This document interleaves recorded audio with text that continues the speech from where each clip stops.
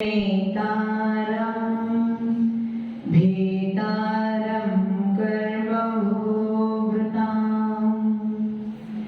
ज्ञातारं विश्वतत्त्वानां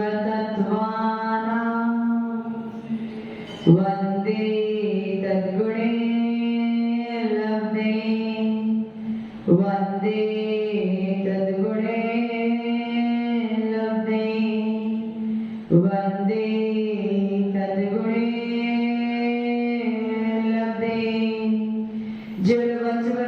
भगवान की जय, देवादिनाथ भगवान की जय, अंतिम शासनपति महावीर स्वामी भगवान की जय, परम पूज्य जय श्री आदि सगर महावीर विमल सगर सन्मति सागर जी महाराज की जय, परम पूज्य जय गुरुदेव श्री सुंदर सागर जी महाराज की द्वादशाम जिनवाणी माता की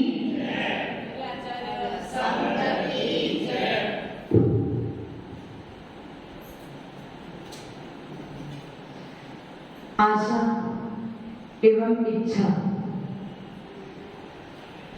आशा एवं इच्छा का पिटारा हमारा अनंत है।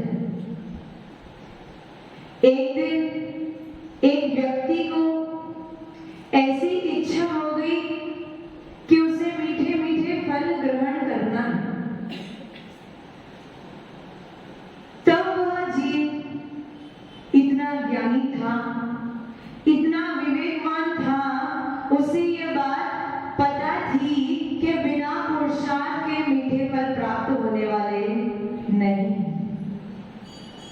तो उसने सोचा ये पुरुषार्थ कहां से प्रारंभ करें। तो वो आम का बीज लेकर आया, आम के बीज को बोया, उसे पानी से सिंचा और मन में ये आशा लगाई, ये भावना भाई कि जिस बीज को मैंने बोया है आगे जाके वही मुझे मीठे फल प्रदान करेगा।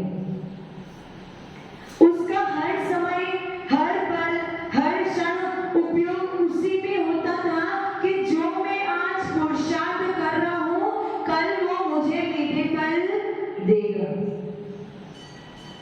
समय बीतता गया, काल बीतता गया, वह बीज अंकुरित हुआ और धीरे धीरे पौधा बढ़ते बढ़ते पेड़ के स्वरूप में आ गया।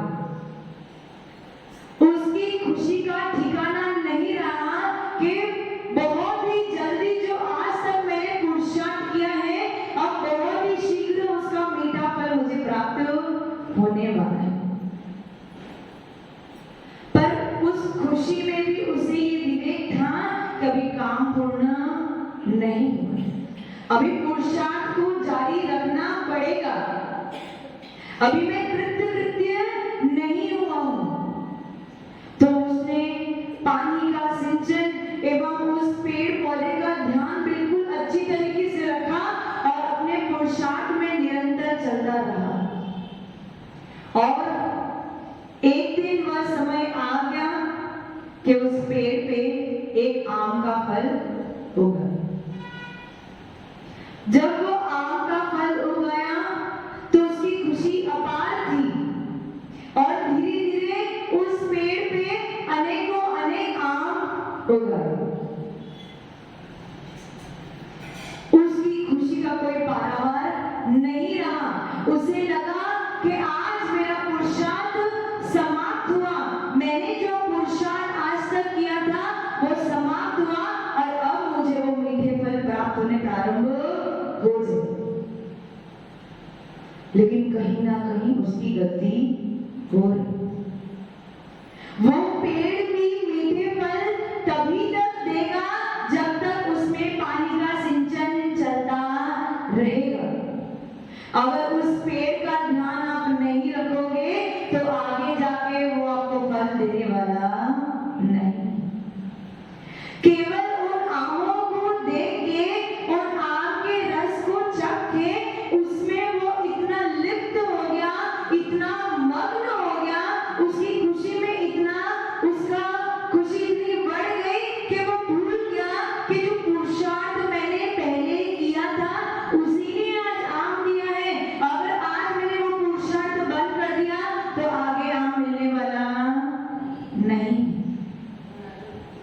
ये तो केवल दृष्टांत है। किसके लिए है दृष्टांत? किसके लिए है? आपके लिए।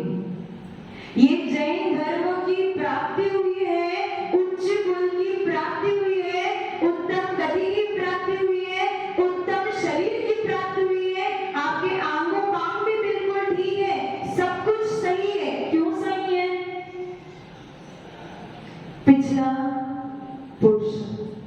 पिछला पुरुषार्थ इतना अच्छा था कि आज आपको मीठे मीठे फलों की प्राप्ति हो रही है। किंतु ये मीठे मीठे फलों की प्राप्ति होने पर आप इतने गदगद हो गए, इन मीठे मीठे फलों को खाने में इतने गदगद हो गए कि भूल गए कि अगर आगे पुरुषार्थ नहीं करेंगे तो आगे मीठे फल प्राप्त होने वाले नहीं। पुण्य को इकट्ठा करने में आपने पूर्व में पुरुषार्थ किया था, इसलिए आज पुण्य रूपी फल को आप ग्रहण कर रहे हो। अगर इन पुण्य रूपी फलों को ग्रहण करते करते पाप रूपी फलों को ग्रहण कर लिया तो आगे आपको पुण्य की प्राप्ति नहीं। समय क्षण मात्र में बदल जाता है। बात समझ में आ रही? दृष्टांत किसी और के लिए नहीं है, अपने स्वयं के लिए है कि हम ज्ञानी होने के बावजूद अज्ञानियों वाला काम करते हैं। और कब करते हैं?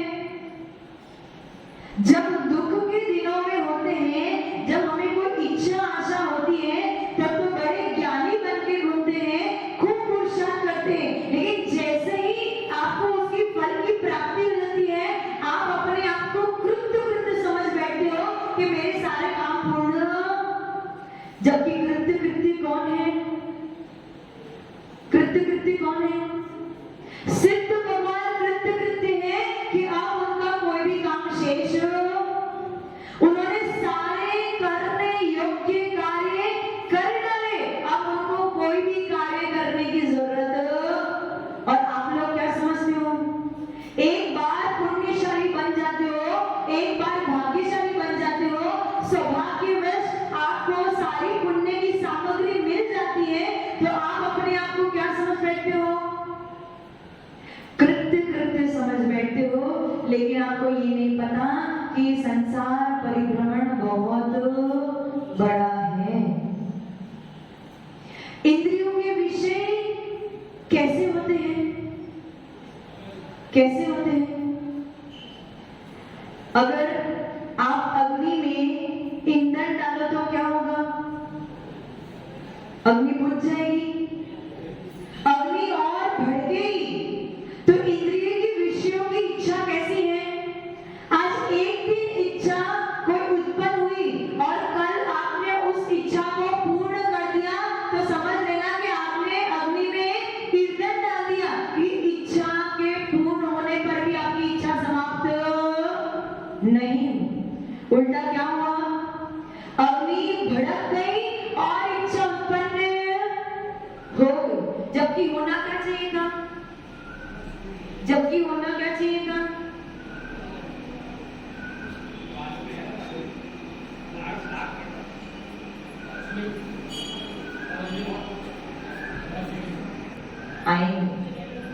अच्छे कार्य में विघ्न तो आएंगे, लेकिन हमें उसमें उपयोग नहीं लगा। बात क्या चल रही थी? हमारी इच्छा किसके प्रति है? किसके प्रति है? विषयों के प्रति। इंद्रियों का, विषयों का जहर हमारे उपयोग में इतना भर चुका है कि हमें उसके अलावा कुछ भी नहीं दिखता। आवाज इतनी कम कर दी कि मुझे भी आवाज नहीं आई।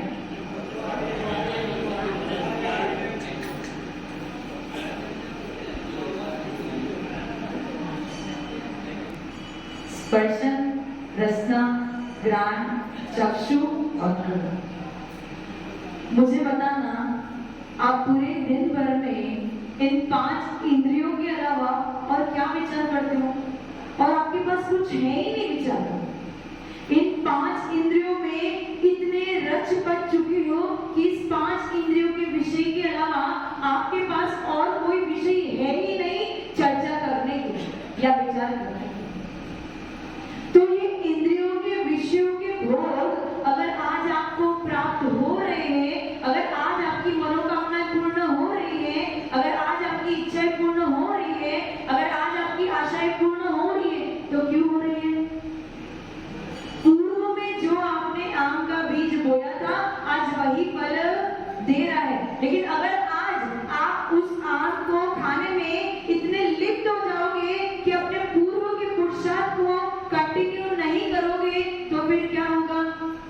आगे वो आम प्राप्त होने वाले नहीं। इसलिए जरूरी है कि भले ही आज हम सौभाग्यशाली हो, पुण्यशाली हो, हमारा सौभाग्य सराहने योग्य हो, लेकिन हमें अपने पुरुषार्थ को भूलना नहीं चाहिए। इस पुरुषार्थ को आपको कंटिन्यू रखना है ताकि आपको आगे भी उन मीठे मीठे फलों की प्राप्ति होती रहे। नहीं तो समय परिवर्तन होने में समय नहीं लगेगा। इतने विवेकवान बनो, इतने ज्ञानी बनो, अपने पुरुषार्थ को कंटिन्यू रखो ताकि जब तक आपको मोक्ष की प्राप्ति ना हो तब तक आपको जैन कुल मिलता रहे, देव शास्त्र गुरु मिलते रहे और आपकी आत्मा का कल्याण हो। जय बोलो परम पूज्य श्री गुरुदेव सिद्धेश्वर महाराज की